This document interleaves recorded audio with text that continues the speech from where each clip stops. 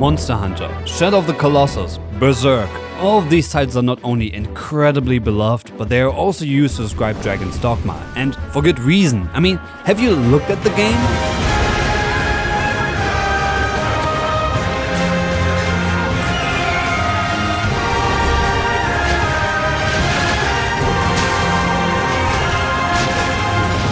If you are still unsure, just know that you can scale a Cyclops and cut off their contrary to what you may think. I never actually played the game back when it came out. I only really became interested after watching the trailer for Dragon's Dogma 2.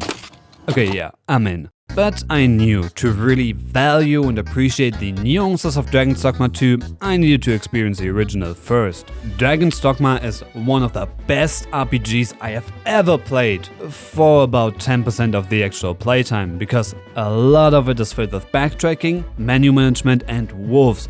So goddamn many wolves. It got so bad, I dropped the game halfway through, only to find myself unable to stop thinking about it. Maybe it's the atmosphere, maybe it's the combat, or maybe it's the soundtrack, but something about this game just kept pulling me back in. And while I'm hesitant to call Dragon's Dogma a masterpiece, I understand why people love this game so much, and today I want to share this with you.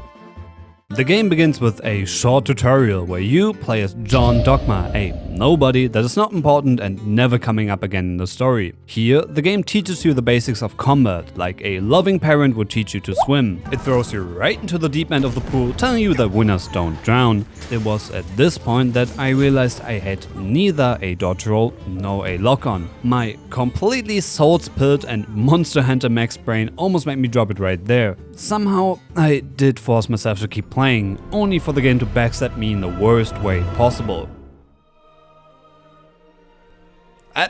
French? Also, while I don't want to play the whole thing, let me just say, this cutscene goes really hard. Anyway, time for character creation. It is really easy to create your very own Sonic OC, but if you don't feel like writing pages of in-deep, high-quality backstory, there's also a selection of different character presets. Now, focus on me. I know it's very hard, but you have to resist the urge to cosplay as the Black Swordsman. Yes, he's just like you, for real. And yes, the game also features a cool tomboy GF character, but it's not worth it. Trust me. Personally, I created a tall white guy in his 40s, which, even though the meta might shift at some point, still feels like the easiest way to win at life. I also made him bald, you know, for maximum aerodynamics. That may sound ridiculous until you realize that the game is full of hidden mechanics that are never told to you, like your height impacting your movement speed or fat characters being more resistant to projectiles. With the character creation out of the way, it is time to start the game.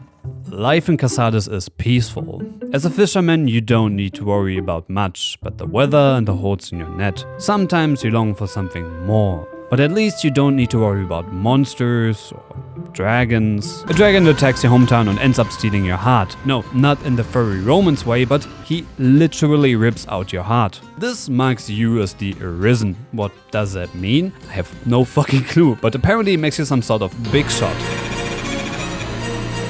No, wait, cancel that. We don't have time for mediocre jokes. The dragon is threatening to bring cataclysm to this world. If we want to prevent the total obliteration of human life, we will need to face it in a fight to the death. It is time to rise above our limitations, ascend from a lowly fisherman to become a god capable of wiping out armies of men and monsters alike. The wounded need medicine, cousin. It is selfish to beg a favor in such time. I beg of you, find Kina and see her back safely. Yeah, being the Arisen doesn't protect you from the usual RPG filler quests, and no, they're not just in the beginning of the game, but we'll get to that. For now, let's skip these pointless side quests and talk about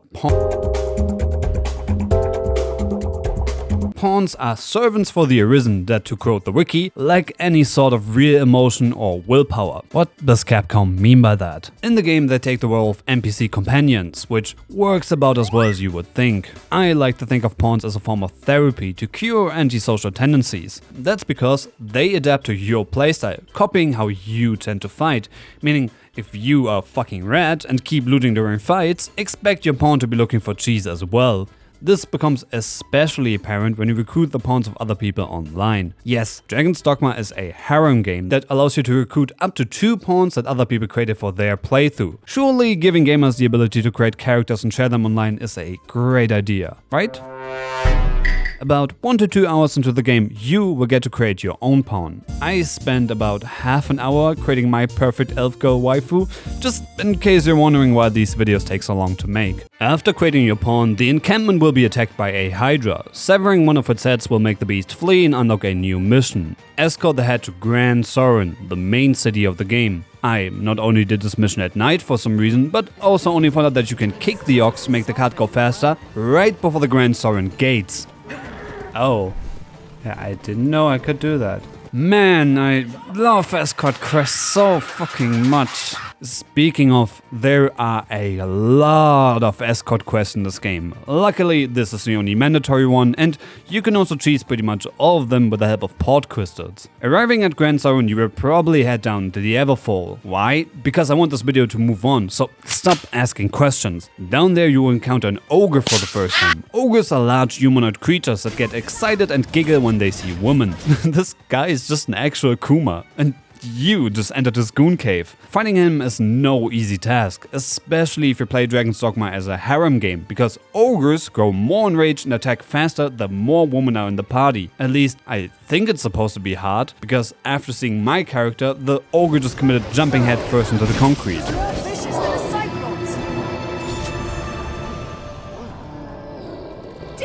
Continuing down to the depths of the Goon Cave, you'll find the Flame Servant's Throne, which, according to the wiki, is completely pointless. Oh, it's this kind of game. Yeah, let me add some tags on Steam real quick. Fulfilling this quest actually locks you out on a bunch of side quests. This is a recurring theme with Dragon's Dogma, where reaching a certain point in the main story will automatically fail some of the side quests. I knew that beforehand, and so I spent a bunch of time backtracking to Casadas and the Witchwood, which was absolute hell, especially since the bandits there kept kicking my ass. Unfortunately, my brainworms won't let me miss out on content, even if I don't enjoy it. But hey, at least it gave me a lot of time to think about this. I love Dragon's Dogma's setting. It is high fantasy, but unlike your typical trinity of the good, the bad and the short, it is strongly inspired by medieval and Greco-Romanian Europe. That means instead of femboy elves, the game features strong men and big armor. It is also clearly influenced by Berserk, and to me, it really captures the feeling of it, especially during the post-game. Adding to this feeling and grounding you into the world is the localization. During translation, they intentionally opted to use semi-archaic English words, making spells sound cool as shit.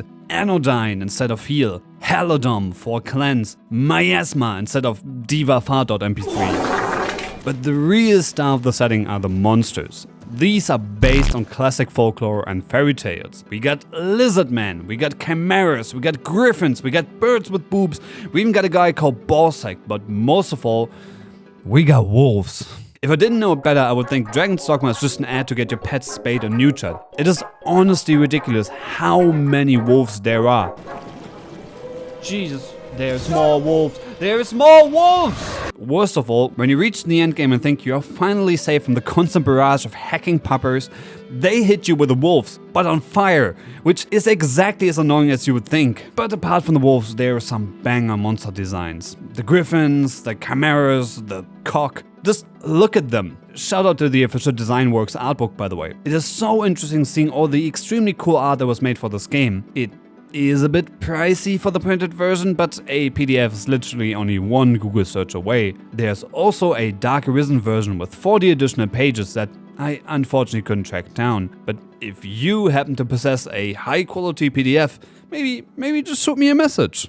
Finishing the Everfall allows you to take part in the worm hunt. The game opens up quite a bit from here. There is no way this video comes out in a reasonable time frame if I talk about all of the quests, so instead I decided to focus on some of my personal highlights. Starting with Griffin, Spain, where you and a group of bulky men go into the woods to go camping. Unfortunately, you are interrupted by, yeah, you guessed it, goblins. The smell of fresh short stack meat will also attract a griffin. This is a really cool fight, but if you don't kill it fast enough, the griffin will flee.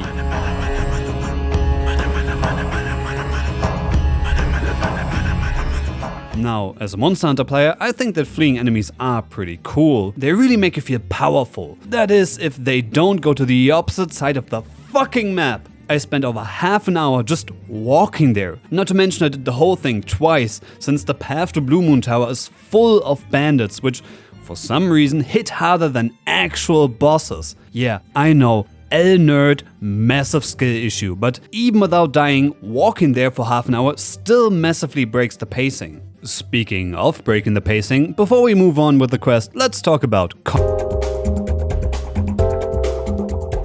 combat will be different depending on your class and the class of your pawn. Of course, you have the holy trinity of tank, DPS and heal slot, but there are also 6 more advanced classes, starting with warriors.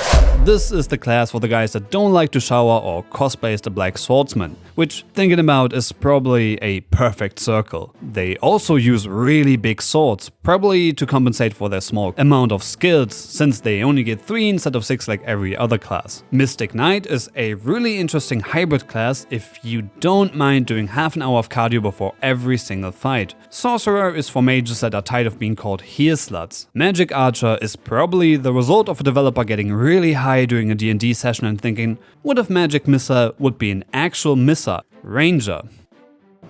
And last but not least, a class that is only for the most distinguished of gentlemen, the Assassin.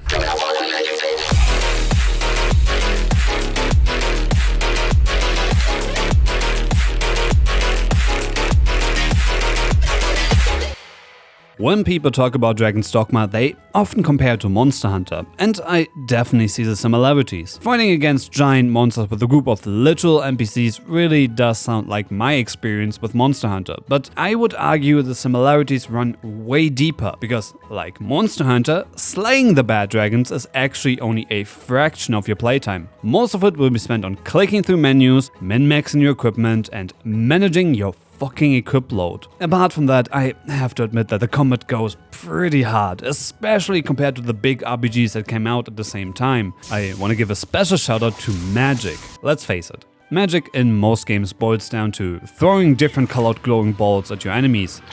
This is a fire spell in Dragon's Dogma.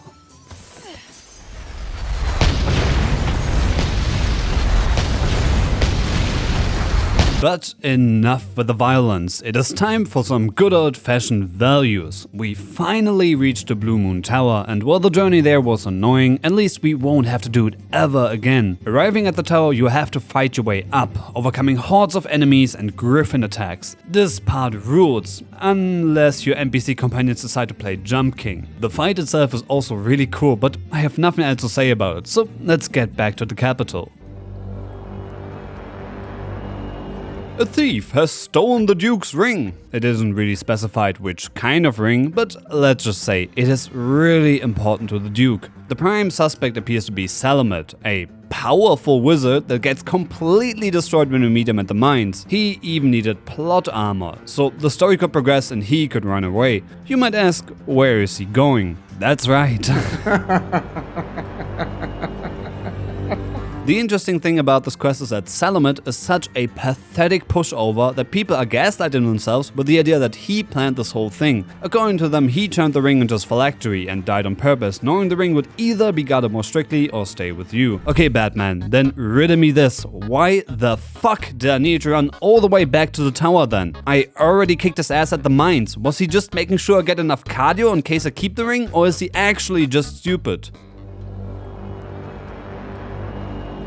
At some point in the game, the merchant will ask you to get him an idol. These come in 3 different rarities, and trading one of them to the merchant will unlock additional items for you to buy. The bronze and silver idols are pretty easy to acquire, but there is only a single source for the gold idol, an escort mission. But even worse, this is a child escort mission, where a single small mistake, like bumping into her or beating her in a race, will lead you to miss out on the only chance to get the golden idol. This has to be the developers actively fucking with the players. I can't even be mad about it. Well, maybe a little bit.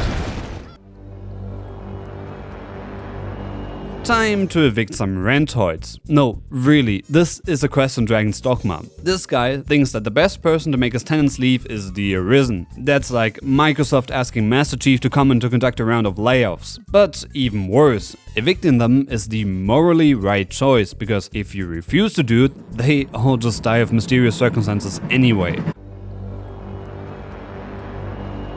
Unsurprisingly, at some point you have to face the dragon. It's not the fight I want to talk about, but rather what happens after, because this is not the end of the game. Defeating the dragon will start the post-game. You will notice the sky turn to a sickly yellow. Strange, more dangerous creatures roam the land, and things happening in Grand Sauron that I don't want to spoil. This is also where most people would recommend to go to the Bitter Black Isles, the DSC area of the game, which would require its own video. To keep it short, this is the absolute peak of the game, both in terms of difficulty, but also because it features gambling.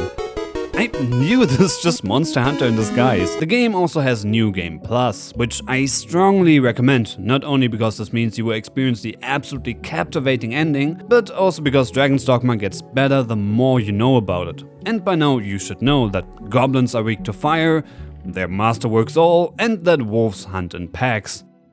In the intro I said, I'm hesitant to call Dragon's Dogma a masterpiece. I wrote this part of the script before I actually finished the game, and now that I did, I'm no longer hesitant. Dragon's Dogma is a masterpiece. That doesn't mean it's perfect. It is flawed, full of tedious bullshit, and you can feel how the game doesn't quite reach the ambitions the team set for it at times, but it is also such a unique experience in a sea of boring, mediocre games. There is no other game quite like Dragon's Dogma. That's what kept pulling me back in. That's what I love about this game, and that's why I think Dragon's Dogma is special. Thank you for watching.